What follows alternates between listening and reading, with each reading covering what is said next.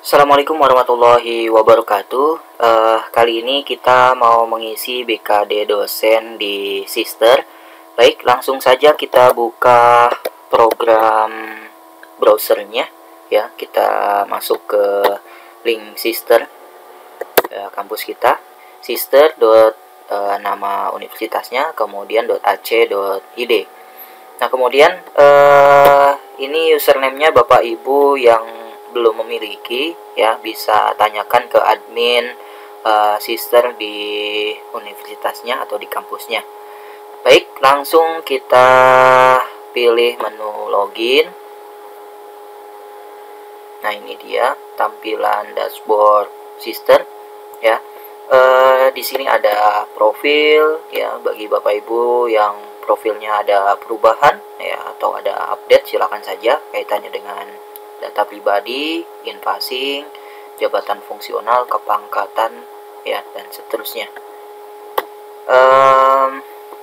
Kita lanjut untuk pengisian Sister ini, ya. Kita pilih menu layanan BKD, pilih rekap kegiatan.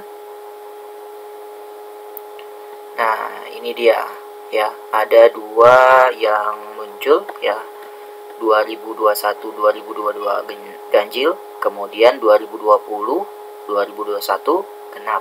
Ya, ini yang belum diisi. Sebelum kita lanjut pengisian ini, di atas ada informasi layanan ini mulai digunakan pada semester genap tahun ajaran 2020-2021. Kita bisa lihat salinan PO BKD-nya. Klik saja. Kemudian ini juga pengantarnya diklik. Saya sudah membukanya. Nah, ini suratnya, ya, surat pengantarnya, pedoman operasional. Ya, di sini ada info PO BKD tahun 2021 dapat diterapkan di perguruan tinggi mulai akhir semester genap 2020-2021 dan paling lambat semester ganjil 2021-2022, ya, pada Februari tahun 2022. Ya, bagi Bapak Ibu yang belum mengisinya masih ada waktu, dipersilakan. Biasanya ini per periode, ya.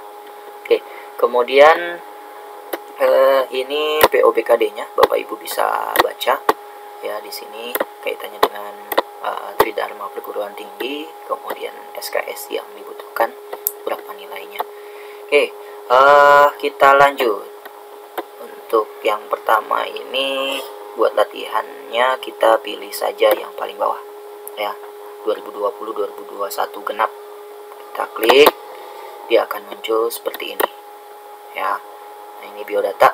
Apabila tadi ada perubahan di profilnya, ada update di sana, tinggal Bapak Ibu di sini update biodata. Kemudian dia akan menyesuaikan. Oke, ini untuk yang biodata. Kita lanjut, ya. Di sini isian menunya ada pelaksana pendidikan, pelaksanaan penelitian, pelaksanaan pengabdian kepada masyarakat, pelaksanaan penunjang, kewajiban khusus lektor kepala. Ini bagi Bapak Ibu yang sudah lektor. Tapi kalau yang masih asisten ahli, tulisannya asisten ahli. Bagi yang lektor kepala, di sini tulisannya lektor kepala. Gitu, ya. Kemudian yang terakhir adalah kesimpulan.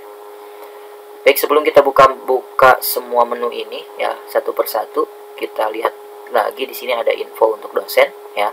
Penarikan kinerja dari tanggal 15 Januari 2021 sampai 17 Agustus 2021.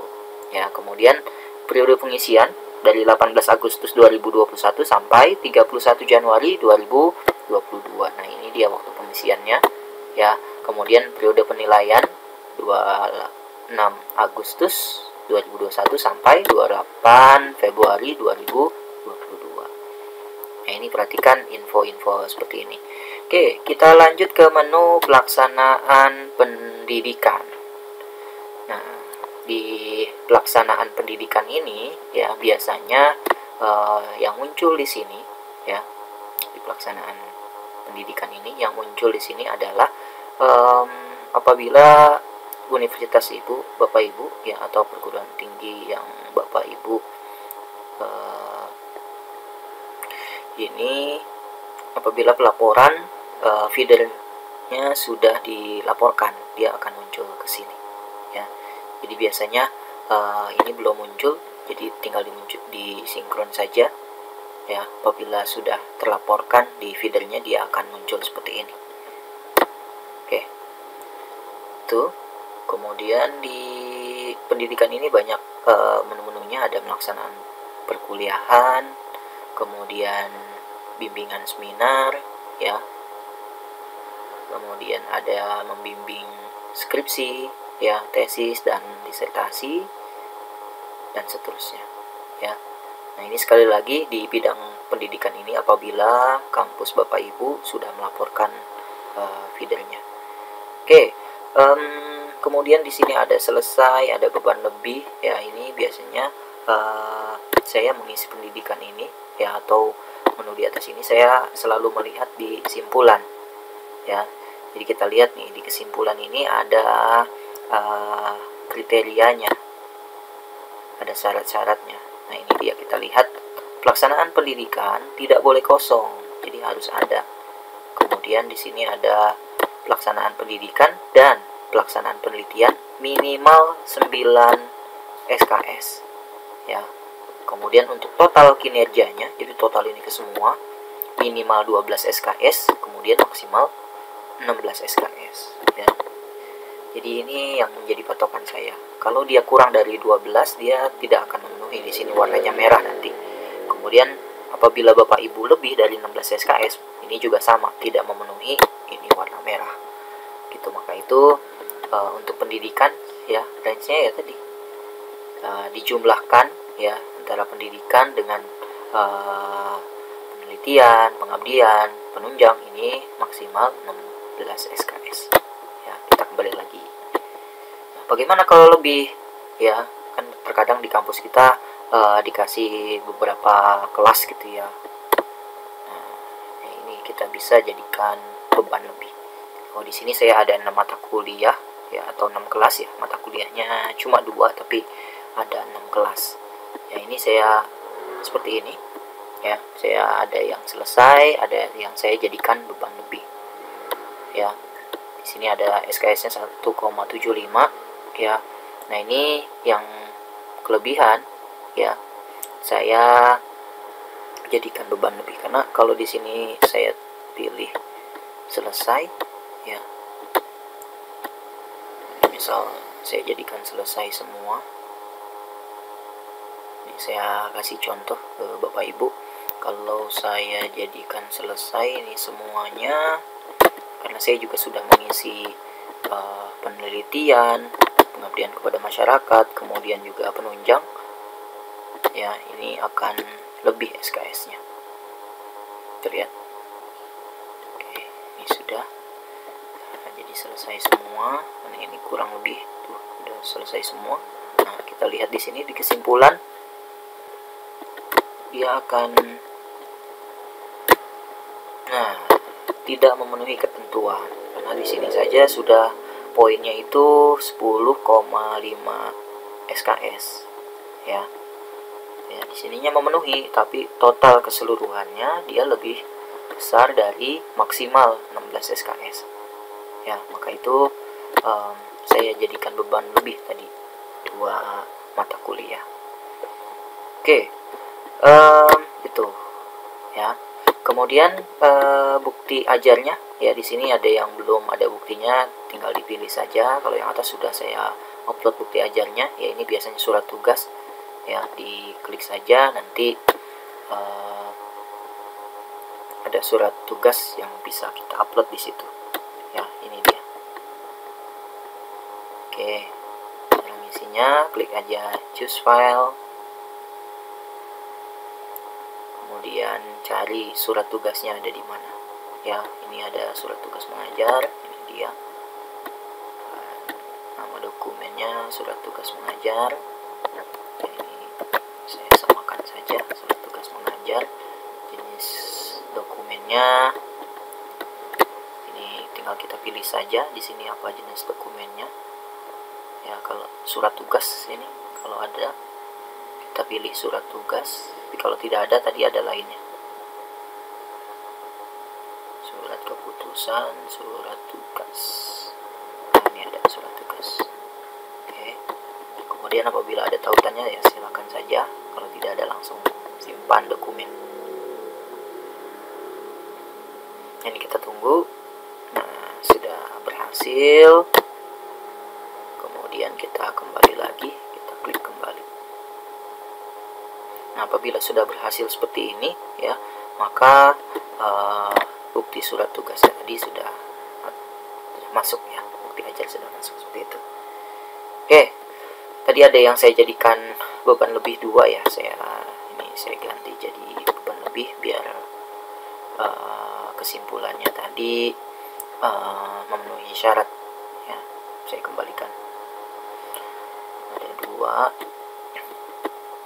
Oke, kemudian ini satu lagi deh, saya jadikan beban lebih. Oke, ini dia, kemudian ubah status.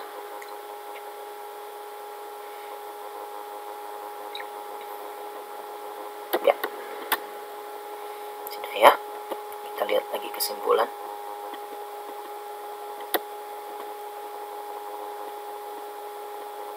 Nah, ini harusnya ketika kita sudah jadikan beban lebih, dia sudah memenuhi ya, karena tidak akan dihitung di sini, dihitungnya sebagai beban lebih. Nah, ini pelaksana pendidikan ya.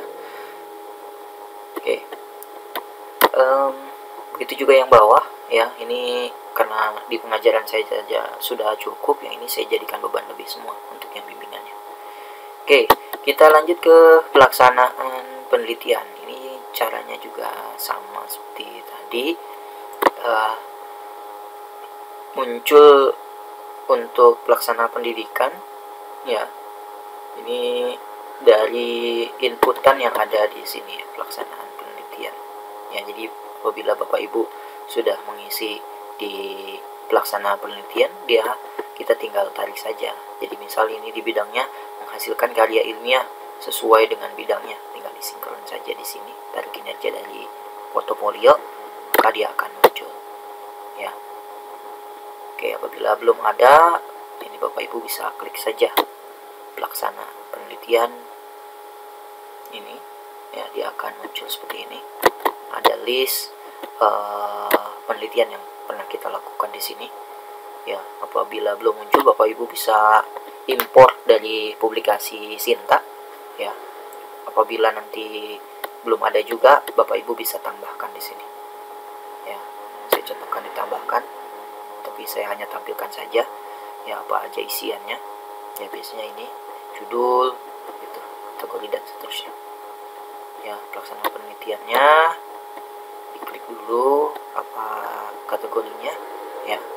Kemudian dokumennya ini berarti artikel jurnalnya, nama dokumen jurnal ya, artikel jurnal. Kemudian keterangannya, jenis dokumennya kita pilih saja di sini. Yang ada lainnya ada disesuaikan dengan inputan yang Bapak Ibu lakukan. Nah, kemudian kalau jurnal biasanya ada tautannya, OJS-nya di input di sini gitu ya. Kalau sudah, nah ini bawahnya ada nama dosen ya kita. Kemudian kalau ada penulis 2, penulis 3 dan seterusnya bisa tambahkan di sini. Apabila dengan mahasiswa juga bisa tambahkan mahasiswa di sini ya. Kemudian apabila dari penulis lain bisa tambahkan juga di sini, kolaborasi ya. Kalau sudah, simpan. Karena saya tidak mau input ini ya, saya kembali saja, kembali ya ke sini. Kemudian juga saya akan kembali lagi ke BKD yang di depan tadi. Oke, saya kembali yang ke BKD paling depan. Nah, ini ya, tadi kita sudah sampai penelitian ya. Nah, ini bidang pelaksanaan penelitian. Oke, itu dia. Oke, apabila penelitiannya ini sudah selesai, diklik saja selesai. Pilih ini karena sudah selesai ya. Nah, ini pilih saja selesai. Gitu. Kemudian ubah. Karena saya statusnya sudah selesai tadi, ya udah, saya tidak perlu rubah. Oke. Apabila ada yang lainnya ya silakan saja ditarik di sini ya, disinkron saja. Ya, Cuma perhatikan di kesimpulannya, apabila sudah melebihi ya berarti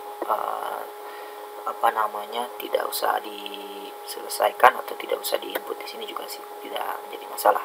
Oke, kemudian pelaksana pengabdian. Nah, ini pelaksanaan pengabdian ya. Apabila Bapak Ibu melaksanakan pengabdian diinput di sini ya. Saya kebetulan ada di memberi latihan atau penyuluhan, ceramah, pendampingan pada masyarakat terjadwal terprogram. Saya input ya. Apabila belum ada, Bapak Ibu bisa input seperti tadi yang penelitian. Oke, ini juga diselesaikan statusnya. Kemudian di pelaksana penunjang. Pelaksanaan penunjang ini juga hampir sama ya, isiannya. Pelaksanaan penunjang biasanya kalau saya ikut seminar ya, atau pertemuan ilmiah ya, diklik saja.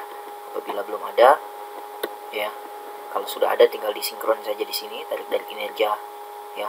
Kalau belum ada, kita pilih penunjang lainnya. Ini kita bisa input, nanti kita bisa tambahkan. Ini juga statusnya saya buat selesai. Oke, di penunjang ini saya hanya satu saja yang saya input. Oke, kemudian kewajiban khusus lektor. Nah, di kewajiban khusus lektor ini kita bisa lihat ya, pada halaman ini mencakup karya yang masuk kegiatan kewajiban khusus pada persyaratan karya berlaku selama 3 tahun dari pertama kali terbit. Gitu ya. Jadi ini berlaku 3 tahun untuk kewajiban khusus ini. Nah, ini sudah ada ya, sudah masuk ke sini. Nah, ini dia. Oke, ini tinggal di input saja bukti pendukungnya ya. Pastikan bukti-bukti pendukung ini jangan sampai tandanya merah seperti ini ya, tapi di upload berarti kalau seperti ini bukti pendukungnya belum masuk ya. Oke. Kemudian yang terakhir adalah kesimpulan. Kita lihat kesimpulannya. Tadi juga sambil kita lihat ya di kesimpulan ini ya. Tadi saya sudah katakan di kesimpulan ini untuk total kinerjanya minimal 12 SKS, maksimal 16 SKS. Jadi bagi Bapak Ibu yang kurang berarti tambahkan lagi kinerjanya di mana yang kurang ya. Ini akan muncul otomatis ketika kita input di menu-menu yang tadi ya, di pendidikan, penelitian, pengabdian, penunjang ya, dia akan input otomatis di sini penilaiannya. Nah, apabila kebanyakan ya, jadi seperti saya tadi triknya, dijadikan beban lebih ya. Oke, kemudian bawah sini juga pastikan ini juga memenuhi ketentuan ya. Ini kewajiban khusus lektor kepala tadi di menunya ya. Nah, ini ambil dari masing-masing menu ya. Nah, kemudian di bawah sini ada simpan permanen. Jadi pastikan dulu sebelum Bapak Ibu klik simpan permanen, pastikan dulu semua dokumen ya di menu-menu ini sudah terupload, kemudian sudah terisi. Kemudian di kesimpulan ini pastikan juga sudah memenuhi ketentuan ya. Kedua-dua ini sudah memenuhi ketentuan, baru kita simpan permanen ya. Kemudian nanti dikirim ke asesornya, ke perguruan tinggi, kemudian akan disampaikan ke asesor. Baik, sampai di sini penjelasan saya penginputan BKD online pada Sister.